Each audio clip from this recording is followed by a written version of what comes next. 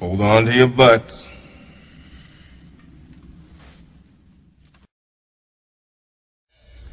Guest here, Gary Malefsky, is with the company Snoopwall. Gary, thanks for being here. It's an alarming story that you have about this study. I think this is bigger than Ebola right now because 500 million people are infected and they don't know it. But it's not them, it's their smartphones. So tell me the breakdown. How does this happen? Let me give you an example. If you went to the hardware store, you'd buy a flashlight and you'd turn it on and you'd use it to find your car keys at night or to do some work. We've all installed a flashlight app on our phones. This is the app that you put on and it just goes up. It's a flashlight. Exactly. And instead of being a normal flashlight, when you hit the on button, this flashlight app is kind of like a real flashlight from the hardware store, except it was made by Mr. Gadget. And it opens up and it says, Brett, can I have your name, address, credit cards, bank account information, family photos, videos, where you're located right now, and all your friends and contacts, and can I send that out over this little satellite dish attached to the flashlight?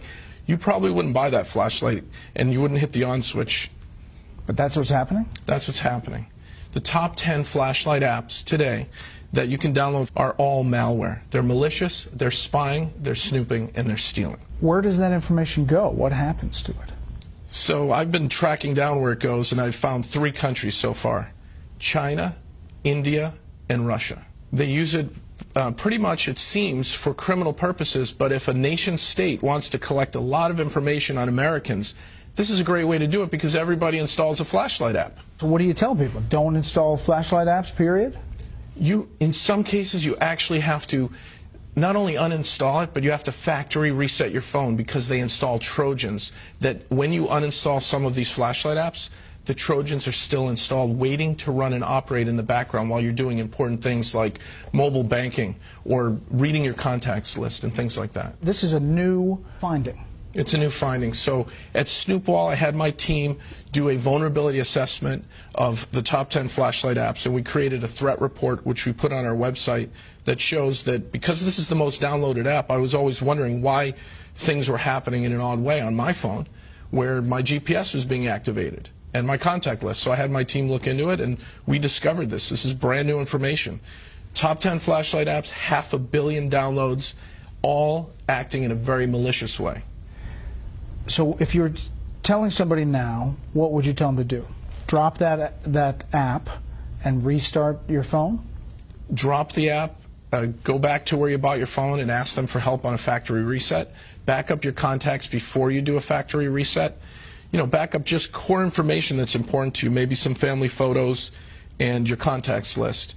And then really just go for a factory reset, which wipes all the hidden data areas where the malicious Trojans are getting installed. Now, are you hearing anecdotally that this is happening? People saying there's something weird's going on, or I mean, obviously you did your own investigation, but are people reporting it? People reported this to the FTC, and the #2 flashlight app was sued by the FTC, and they just recently settled.